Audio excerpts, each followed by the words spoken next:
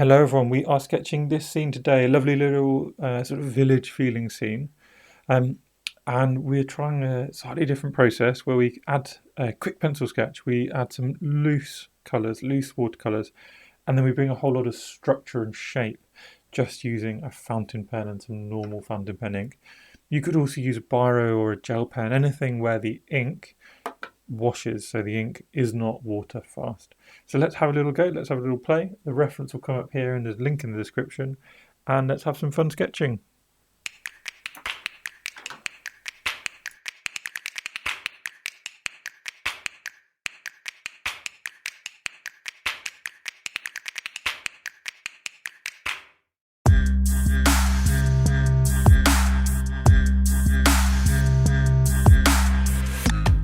So hello everyone, it's Toby from Toby's Urban Sketch, and what are we doing today? Well, I suppose an urban sketch.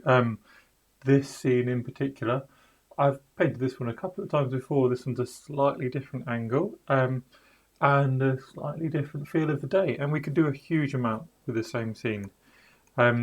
So this time we're going to be using pencil, then colour, and then a little bit of this lovely ink, which is not waterproof, which means we can create all our tone and contrast from the ink. So without further ado, let's just get started. We're going to do a really loose pencil sketch, because all we want are those big shapes. So what are the big shapes? They're the things which just give the most structure really to our image. This is a time to sort of measure really for where we're putting our colours. But our colours are going to be very loose anyway, so we don't need to get too into this sketch. Just find those really big shapes. And this is where we can start to work on a little bit of perspective as well. So we've got these perspective lines all leading to a vanishing point. Then we've got another little short one here. Little roof, little house. We can just measure, where's the top of this house go? It comes somewhere in the middle, doesn't it? So if we look at our reference, the chimney of the house on the right is probably lined up about here. So yeah, about here. There we go, and that's how we can just get things approximately right. It's how we can measure up our scene nice and easily.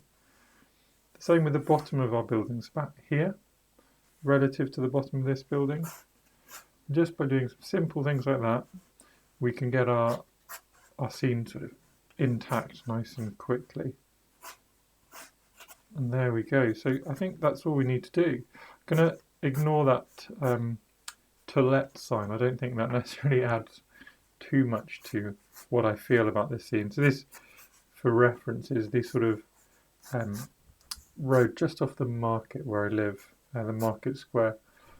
And it's not an amazingly special road, but it's very pretty. I like walking there. It's sort of the way I walk into town if I ever want to get a coffee, and I very often want to get a coffee, so I go here a lot. That's our sketch. You can see just big shapes. We've basically got rectangle, triangle, rectangle, rectangle, rectangle. That's all you need for a nice loose sketch. And it might actually be all you need even if you're doing something a bit more considered, because we still tend to start our watercolours with a really loose underpainting. I'm going to paint from the inside, the middle going out, just to give a different flow to our image today. So we've got this bush in the middle, and let's just get some nice vivid blues, greens in there. A little bit of blue at the top. And then there's a sort of murkiness, not quite deep shadow, but definitely not light, which sort of just comes all the way along this street. So let's grab that green and let it run, and it can follow us in. Just going to move my palette for you. It can follow us in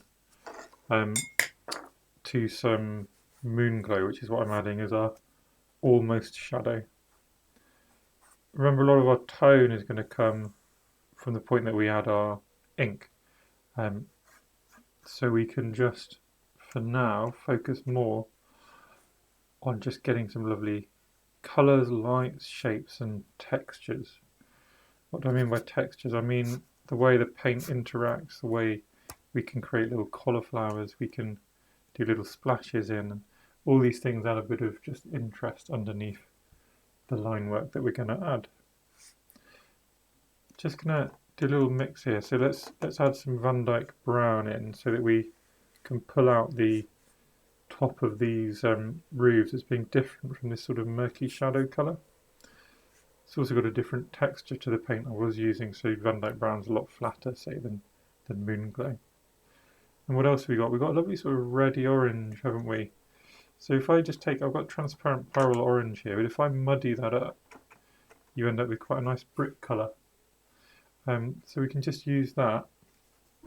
We can take a little bit more pure, make it a bit more sort of in-depth, if you like, or deep in colour.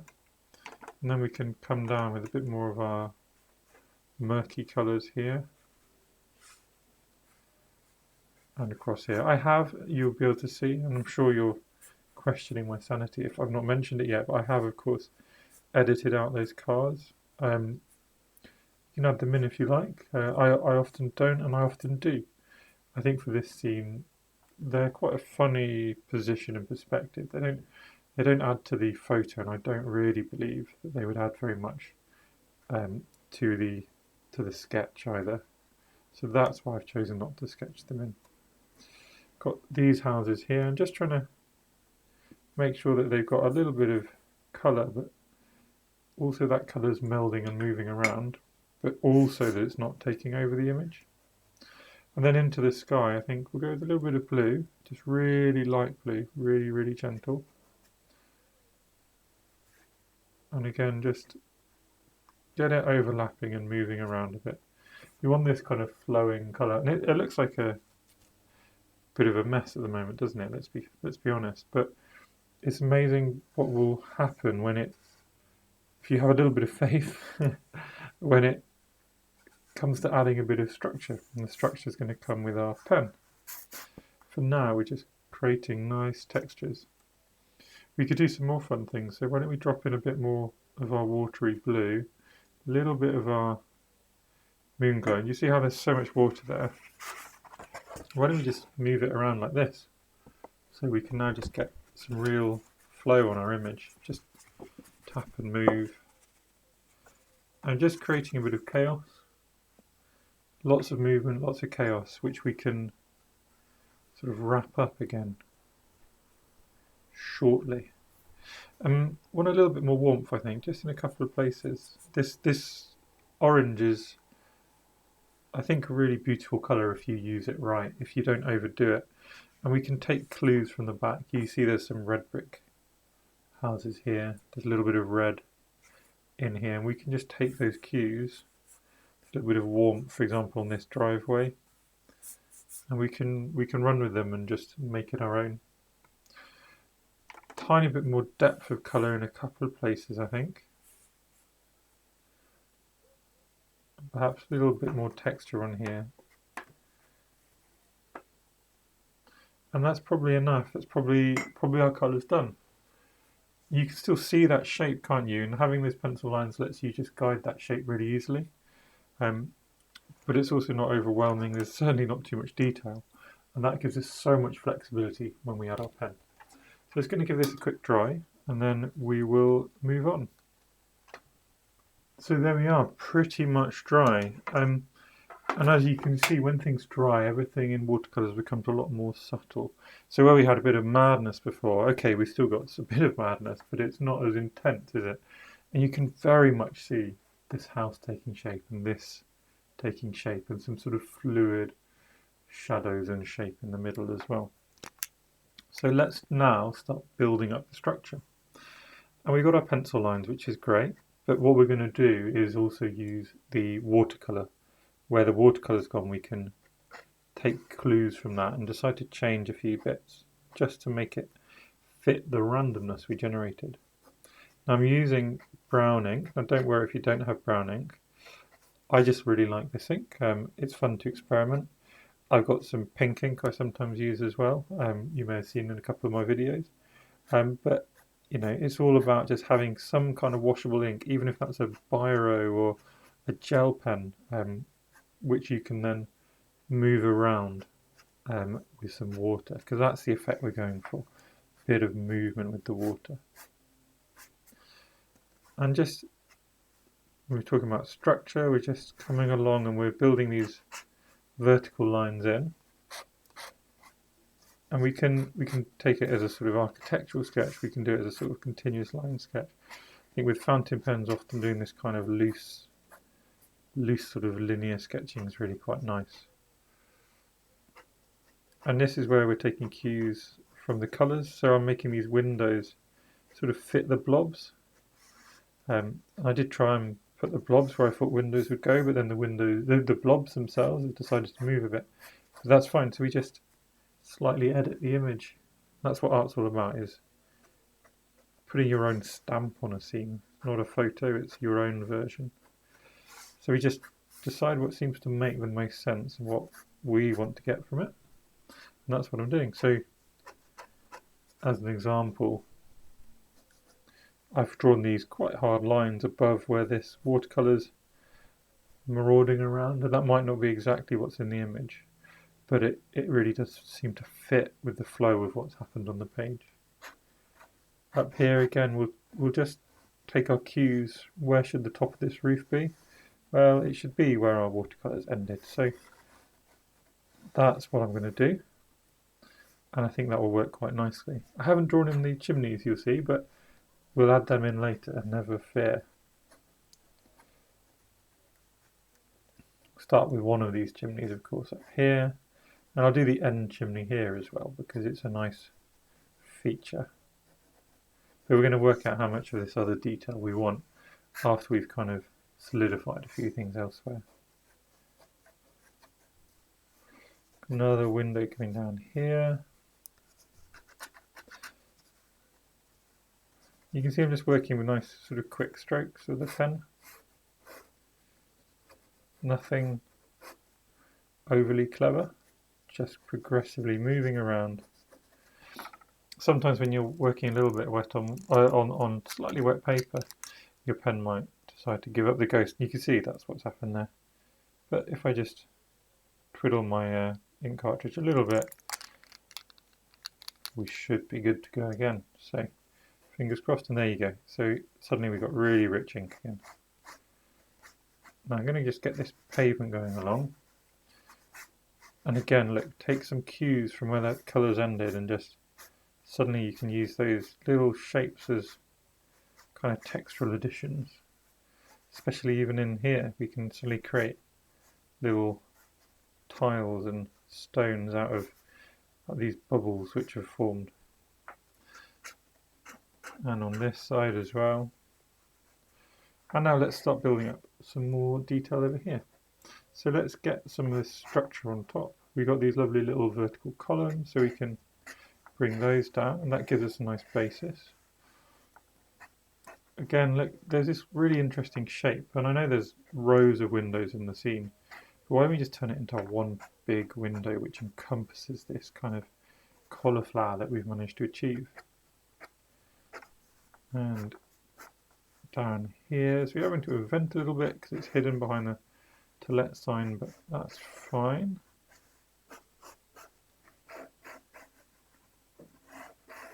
And I want it to just sort of fade off here. We've got a nice sort of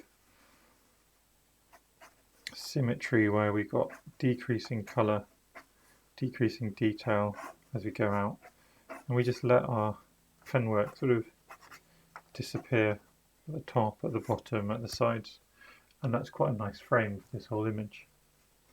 Let's get a little bit more detail here, and we're starting to just decide a bit more where our focal point is as well. And I think it's this, isn't it? So we got this line of thirds and this line of thirds, and this is the flow of our focal point, and the colours sort of drive you there. So you look up here, you follow it round. So we want to continue just developing that. So just work out where you need a little bit more colour, tone, whatever, to build up that flow moving around towards where we want people to look, because it's where we spent most of our time. How can we do this tree? Well, we can take some cues from the colour and from the size of what we've drawn, and then we can just do it really roughly. So if we got this outline and a few little random marks in the middle, then at the bottom just some vertical lines, just it's basically hatching, but it's also suggesting there might be a trunk hiding in there. And then it doesn't give you a hard horizontal line. It's a sort of bobbly up and down because we've hatched. So I think that will do. And remember, we're going to be adding some colour here, so there's going to be changes and moving around of the colour. Right, so let's go back up here. Now that we know this is our sort of focal point that we want people to be directed to, we can start adding a bit more of that detail. And we can get these kind of roof windows on. We can overlap our line work, that's no problem as well. So just get those overlaps going, build structures on top of other lines. It all looks fine in the end. Add a few texture marks here and there as well. And there's another couple of windows going on here, isn't there? I'm not going to add tiny details yet, lampposts and things, because when we come to add our water, those things will get washed away. And then a bit more detail in this window. And although most of the lines will get washed away, don't forget that actually they get fuzzed rather than removed. So if, even adding in window details like that, some of the line work will stay. So it's fine to start drawing in some of those fine details even before the water's finished. Okay, so how are we doing? I think we're basically there towards now adding our little water and just showing how this will suddenly be a lot more full of shape. Currently it's quite flat, it's got some interesting colours, but it's not full of shape. But now we can start pulling out where we want that tone. So I'm using a smaller brush here. This is a size 10 round brush. And that lovely red suddenly, well, the brown, sorry, suddenly activates to give you this lovely warm red colour. And now that smudges, blends all our shapes and gives us that shadow. Bringing that shadow onto the fronts of these houses, into this lovely tree. We can get some of that red to just come down the road as well. And then we want to leave some light, so why don't we identify that these faces are going to stay pristine and just leave them as nice bits of light coming through. And then this building, of course, can have reciprocally have some shade. And really quickly, if we just clean the brush off a little bit, we can just magically produce a lot of tone and texture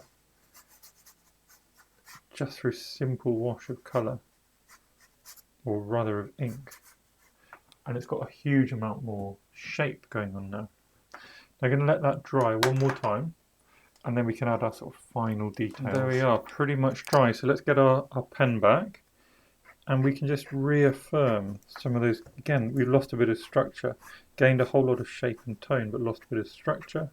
So let's just go back and reintroduce that structure. Where did we think it worked really well? Well, I really like these windows, so I can just find those lines again.